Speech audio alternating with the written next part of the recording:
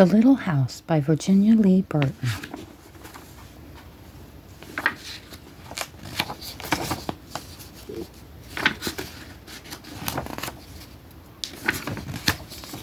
Once upon a time, there was a little house way out in the country.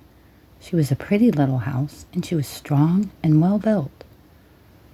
The man who built her so well said, "This little house shall never be sold for gold or silver, and she will live to see our great-great-grandchildren's great-great-grandchildren living in her." The little house was very happy as she sat on the hill and watched the countryside around her. She watched the sun rise in the morning. She watched the sun set in the evening. Day followed day, each one a little different from the one before.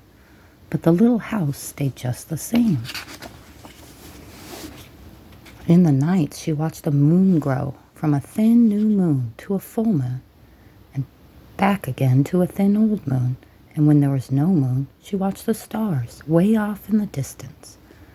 She could see the lights of the city.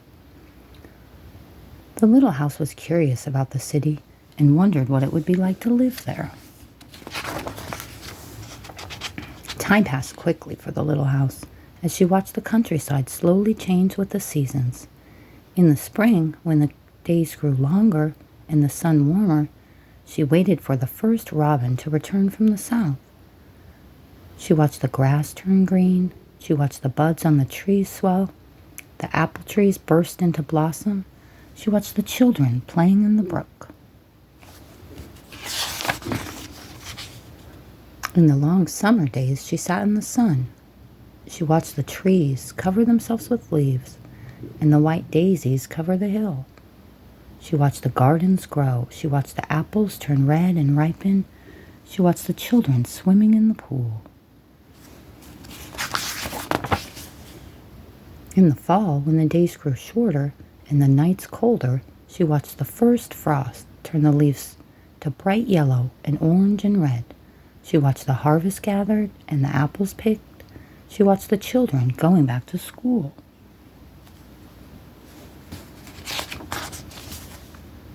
In the winter, when the nights were long and the days short, and the countryside covered with snow, she watched the children coasting and skating. Year followed year. The apple trees grew old and new ones were planted. The children grew up and went away to the city. And now at night, the lights of the city seemed brighter and closer.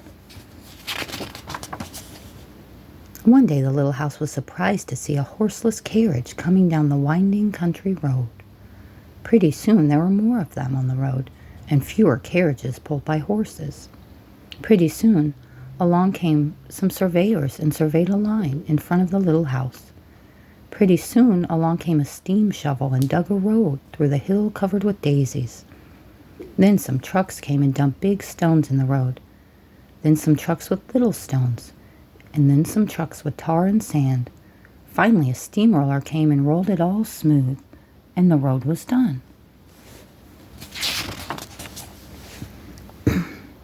Now the little house watched the roads, watched the trucks and automobiles going back and forth to the city. Gasoline stations, roadside stands, and small houses followed the new road. Everyone and everything moved much faster now than before. More roads were made. The countryside was divided into lots. More houses and bigger houses, apartment houses, tenement houses, schools, stores, and garages spread over the land and crowded around the little house. No one wanted to live in her and take care of her anymore. She couldn't be sold for gold or silver, so she just stayed there and watched. Now it was not so quiet and peaceful at night. Now the lights of the city were bright and very close, and the street lights shone all night. This must be living in the city, thought the little house, and didn't know whether she liked it or not. She missed the field of daisies and the apple trees dancing in the moonlight. Pretty soon there were trolley cars going back and forth in front of the little house. They went back and forth all day and part of the night. Everyone seemed to be very busy, and everyone seemed to be in a hurry. Pretty soon there was an elevated train going back and forth above the little house. The air was filled with dust and smoke, and the noise was so loud that it shook the little house. Now she couldn't tell when spring came, or summer, or fall, or winter. It all seemed about the same. Pretty soon there was a subway going back and forth underneath the little house. She couldn't see it, but she could feel it and hear it. People were moving faster and faster. No one noticed the little house anymore.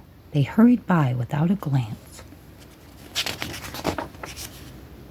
Pretty soon they tore down the apartment houses and tenement houses around the little house and started digging big cellars, one on each side.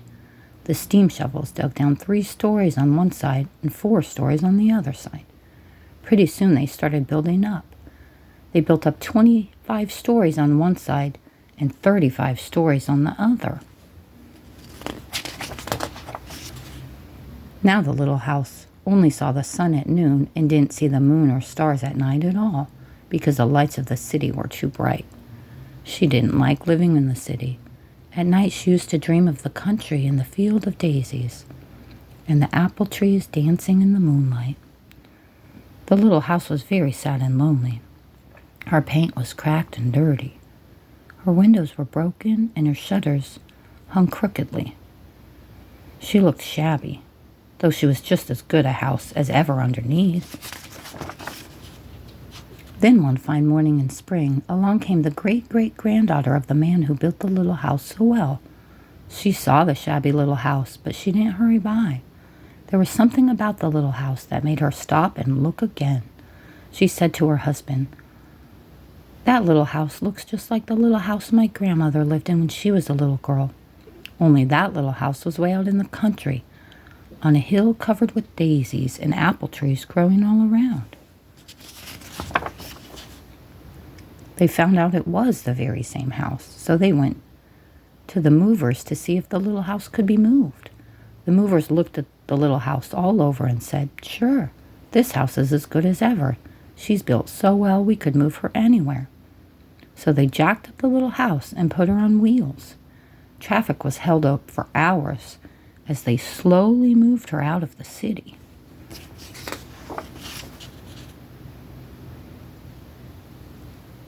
At first, the little house was frightened, but after she got used to it, she rather liked it. They rolled along the big road, and they rolled along the little roads, until they were way out in the country. When the little house saw the green grass and heard the birds singing, she didn't feel sad anymore. They went along and along, but they couldn't seem to find just the right place. They tried the little house here, and they tried her there. Finally, they saw a little hill in the middle of a field, and apple trees growing around. "There," said the great-great-granddaughter, "that's just the place." "Yes, it is," said the little house to herself. A cellar was dug on top of the hill, and slowly they moved the house from the road to the hill. The windows and shutters were fixed, and once again they painted her a lovely shade of pink. As the little house settled down on her new foundation, she smiled happily. Once again she could watch the sun and moon and stars. Once again she could watch spring and summer and fall and winter come and go. Once again she was lived in and taken care of.